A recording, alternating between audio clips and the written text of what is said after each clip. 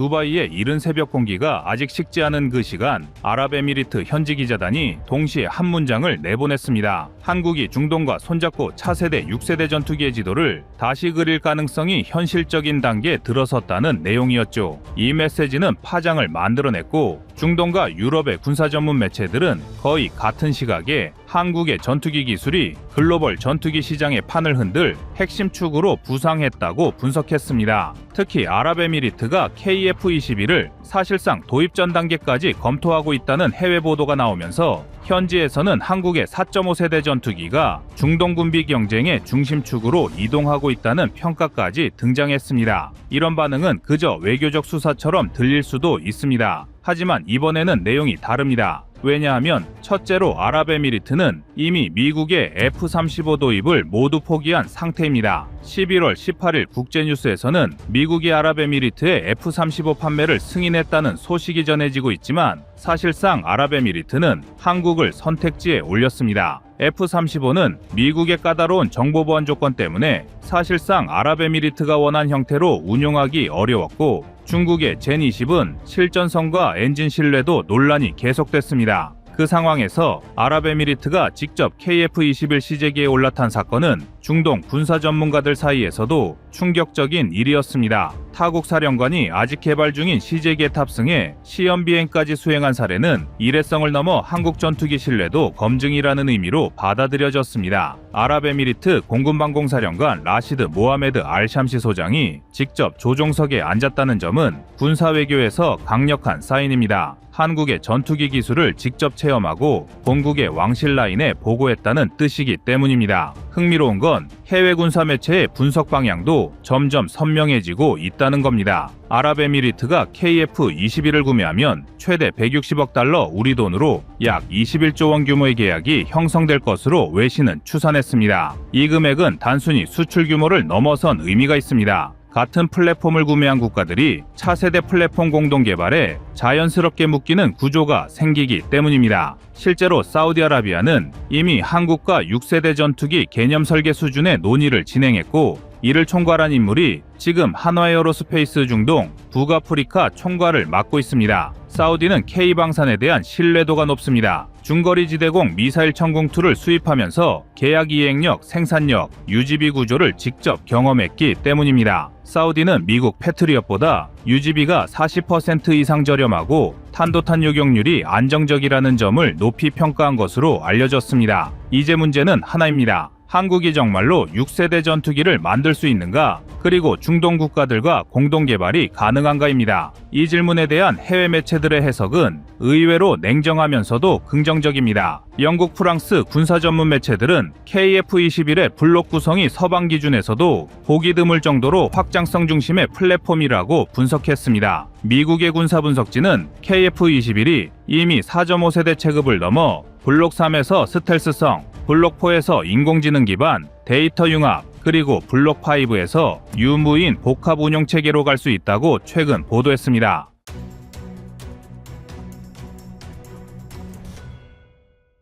흥미로운 건 이 구조가 기존 5세대기 개발 방식과 완전히 다르다는 점입니다. 미국은 기체 개발, 엔진, 센서, 무장 통합 순서로 갔지만 한국은 기체와 무장을 동시에 개발하는 2020년대 신형 개발 방식을 적용했습니다. 덕분에 블록2 무장 통합 속도가 1년 반 이상 단축됐고 전체 소요 일정이 예상보다 빠르게 움직이고 있습니다. 해외 전문가들이 놀라는 것도 이 지점입니다. 몰입을 더해보죠. 아랍에미리트와 사우디가 손잡을 경우 중동 시장만 해도 200에서 300대 수준의 차세대 전투기 수요가 존재합니다. 여기에 쿠웨이트, 카타르, 이집트까지 포함하면 350대 이상입니다. 한국이 이 지역을 무대로 6세대 전투기를 공동 개발한다면 유럽의 GCAP, 프랑스, 독일, 스페인의 FCAS와 사실상 경쟁하는 셈이 됩니다. 그러나 한국은 이들과 다르게 실제로 24대 동시 생산이 가능한 산업 인프라와 연간 35에서 40대 전투기 양산 경험을 갖춘 국가입니다. 이쯤 되면 분위기가 바뀝니다. 단순한 K방산 수출이 아니라 세계 군용기 시장 재편의 첫 장이 열릴 가능성이 보입니다. 한국이 중동과 손잡고 6세대 전투기 개발에 뛰어드는 순간 한국은 유럽, 미국 중심이었던 글로벌 전투기 생태계에 제3의 패권주자로 등장하게 됩니다. 아랍에미리트에 도착한 이재명 대통령의 행보를 조금 더 깊게 들여다보면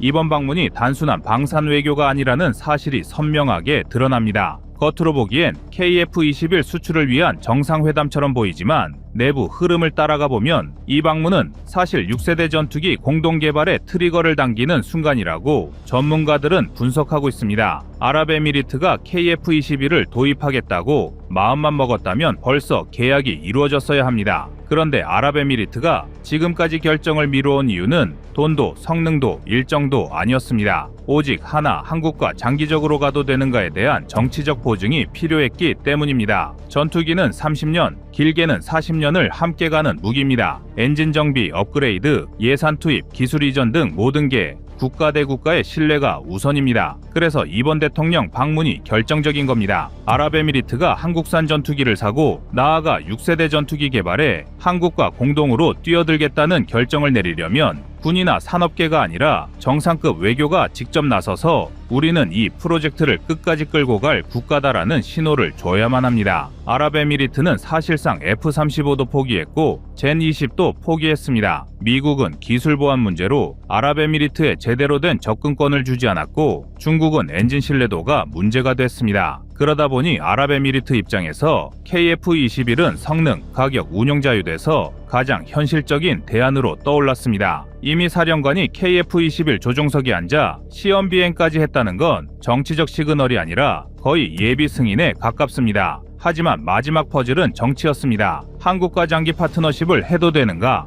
이 질문에 답을 줄 수 있는 사람은 그 나라의 대통령뿐입니다. 여기에 사우디와의 구조까지 연결되면 그림은 더 명확해집니다. 사우디는 이미 한국과 6세대 전투기 개념 설계를 공유했고 이를 주도했던 인물이 지금 한화에어로스페이스 메나 총괄을 맡고 있습니다. 사우디는 전투기 국산화와 엔진 독립을 목표로 하고 있어 한국의 기술과 생산 능력에 의존할 수밖에 없는 상황입니다. 반면 아랍에미리트는 당장 F-16이 F와 미라주 2000을 대체해야 하고 주변국 대비 우위를 지키기 위해선 2035년 이전에 차세대 플랫폼을 확보해야 합니다. 즉, 두 나라의 목적은 다르지만 결국 같은 결론으로 향합니다. 그리고 한국과 함께 6세대 전투기를 만든다는 큰 그림을 그리고 있는 것입니다. 이재명 대통령의 아랍에미리트 방문이 중요한 이유가 바로 이 지점입니다. 정상회담에서 체결되는 정치적 보증은 사우디와 아랍에미리트가 수십조 원을 투자할 명분이 됩니다. 그리고 그 명분이 있어야 KF-21 도입이 현실화되고 KF-21 도입이 이루어져야 6세대 전투기 공동개발도 함께 굴러갑니다. 이번 방문이 없었다면 아랍에미리트는 기술이 아니라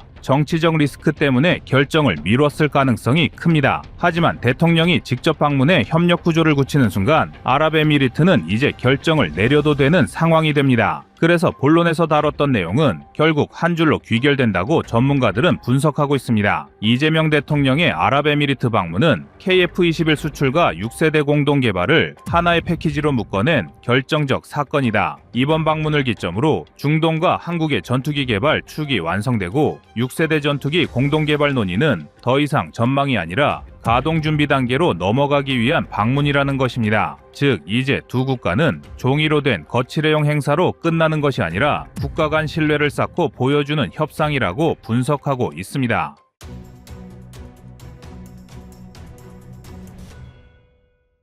다음은 25년 4월 23일 KF-21 알고리즘 개발 완료 영상입니다.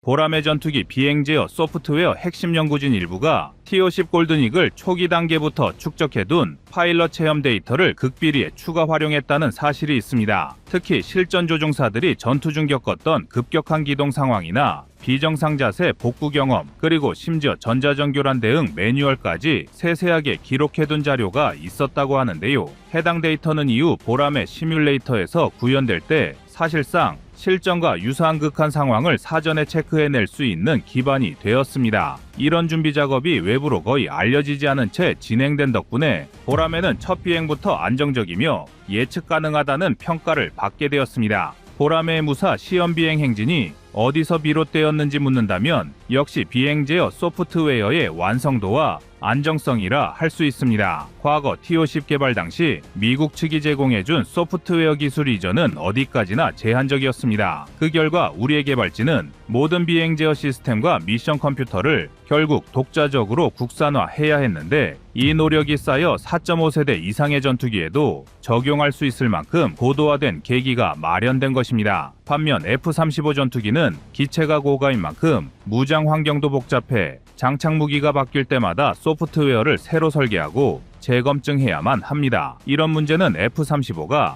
아직도 소프트웨어 완성도를 높이느라 고생하는 주된 이유 중 하나인데요. 무장이 하나 떨어져 나가 무게중심이 급변하면 날개와 꼬리 날개에서 발생하는 양력과 받음각을 즉시 보정해줘야 하니 개발자가 다시 코드를 갈아엎어야 했습니다. 그러나 보라매는 이런 부분을 설계 초기부터 체계화해 놓았기 때문에 점진적으로 무장을 확대해도 빠르고 유연한 수정이 가능하다는 장점이 부각됐는데요. 현대전장에서 전투기의 시뮬레이터의 역할은 더욱더 중요해졌습니다. 예컨대 그리펜 전투기가 추락사고를 겪은 이유 중 하나로 비행 제어 소프트웨어 오류가 거론됩니다. 착륙 중 날개 제어에 이상이 생겨 사고로 이어진 것인데요. 반대로 보라매는 동일한 위험을 지상에서 미리 감지하고 해결해 두었습니다. 지상에서 고장 시나리오를 모의로 실행해 소프트웨어가 어떤 반응을 보이는지 철저히 따져본 뒤 이 결과값을 곧바로 개선에 반영하는 과정을 수십만 번 반복했는데요. 이러한 노력이 축적되었기에 시험 비행에서 단 한 번도 추락 위기가 발생하지 않았던 것입니다. 결론적으로 한국은 처음 전투기를 만들지만 주변 국가들을 벤치마킹해 사전에 문제가 생길 수 있던 부분을 철저히 배제했던 것입니다. 보라매의 무장 확대 속도 또한 놀라울 정도로 빠를 것으로 전망되는 부분입니다. 공대공, 공대지, 공대함 등 다양한 국산 무기를 차근차근 통합해도 비행 제어 소프트웨어와 미션 컴퓨터가 별도 대형 예산이나 의존 없이 부드럽게 업데이트됩니다. F-35처럼 무장 추가 때마다 수천억 원씩 소프트웨어 비용을 지불하는 구조가 아니기 때문인데요. 단 1초의 오류가 전투기의 추락을 부를 수 있기 때문에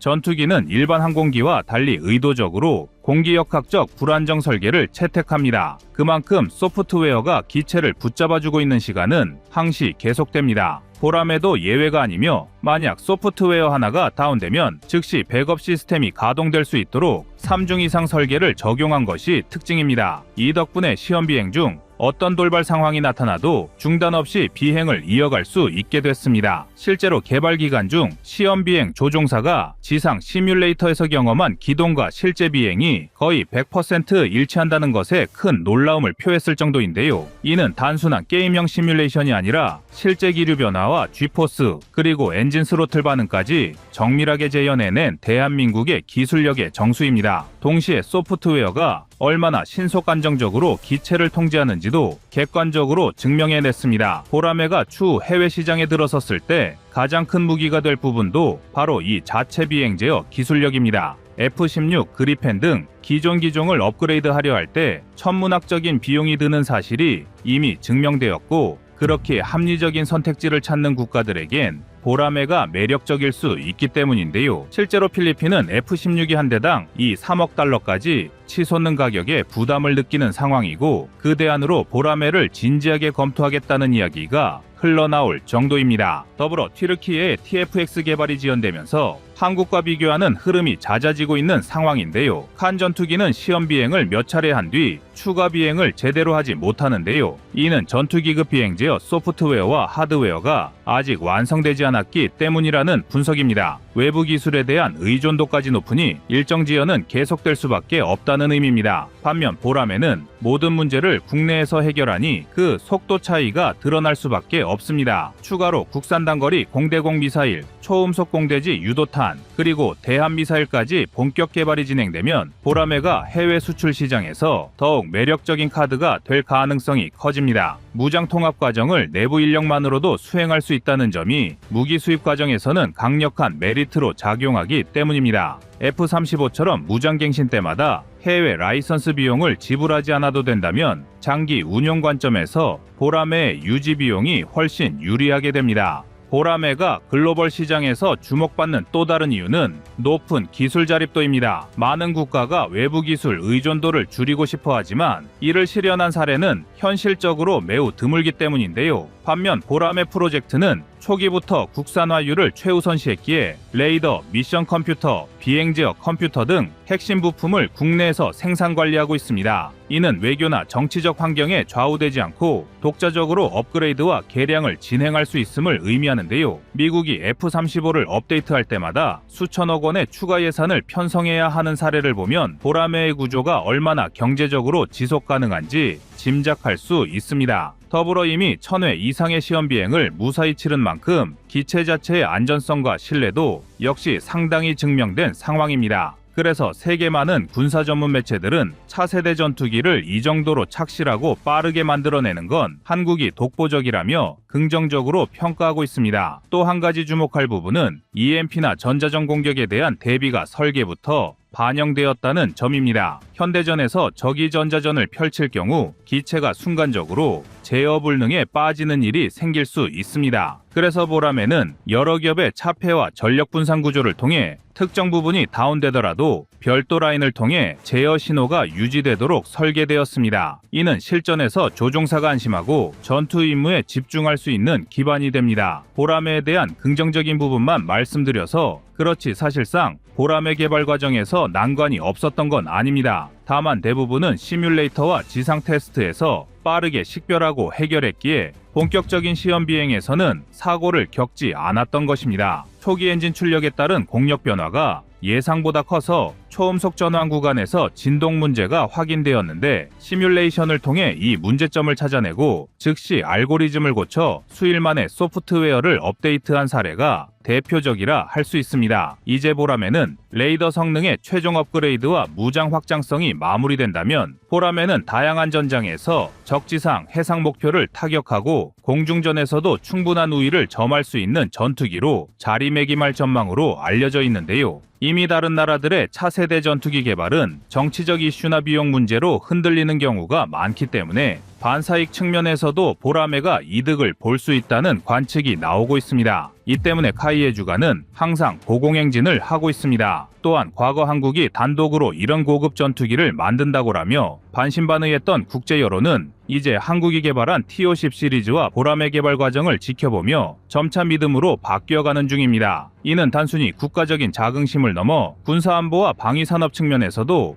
엄청난 의미가 있습니다. 사실상 그리펜, F-16 등의 기존 기체가 업그레이드 비용에서 허덕이고 있는 실정이고 세계 최강이라는 F-35가 여전히 소프트웨어 업데이트에 엄청난 자금을 투입하고 있는 현실을 본다면 보라매가 지닌 가능성과 경쟁력은 더욱 부각되고 있습니다. 보라매의 엔진 문제도 초기엔 우려되었습니다. 실제로 KF-21은 미국 G사의 F-414 계열 엔진을 사용하는데 차후 만약 엔진 국산화까지 추진하게 된다면 비행 제어 소프트웨어를 얼마나 유연하게 대응시킬 수 있을지가 관심사였습니다. 하지만 현재는 F-414를 기준으로 알고리즘이 최적화되어 있으나 향후 엔진 국산화나 다른 엔진 탑재 가능성이 현실화된다면 기존 소프트웨어의 구조적 확장성이 큰 도움이 될 것이라는 이야기가 나올 정도인데요. 이는 대한민국이 기체 설계부터 독자적으로 수행했기에 엔진 분야에 있어서도 독자적으로 소프트웨어 알고리즘을 구축할 수 있기 때문입니다. 이런 사례는 정말 차고도 넘치는데요. 여러분들도 잘 아시겠지만 보라매는 스텔스 도료와 기체 형상 개선 작업을 통해 스텔스 기체로 진화하고 있습니다. 사실 보라매는 완전한 스텔스 기체는 아니지만 레이더 반사 면적을 줄이기 위해 다양한 기술을 시도하고 있는데요. 하지만 문제는 형상이 달라질 때마다 공기역학적 특성이 예민하게 바뀐다는 것입니다. 그렇다면 다시 비행 제어 소프트웨어가 기체 반응 곡선을 새로 학습해야 하는데 우리 개발진은 이를 극복하기 위해 형상이 조금씩 변경될 때마다 빠르게 시뮬레이터를 업데이트하고 그에 맞춰 알고리즘을 다시 최적화하는 방식을 적용하고 있습니다. 이 과정을 반복하면서 얻은 데이터는 차세대 스텔스 전투기 개발에도 활용할 수 있을 전망입니다. 때문에 한국은 이미 KF-X를 넘어 그보다 한층 진화된 형태의 항공기 개념 연구를 조용히 진행하고 있는 것으로 알려져 있습니다. 즉 6세대 기급 전투기 개발도 조심스럽게 내비치고 있는 것입니다.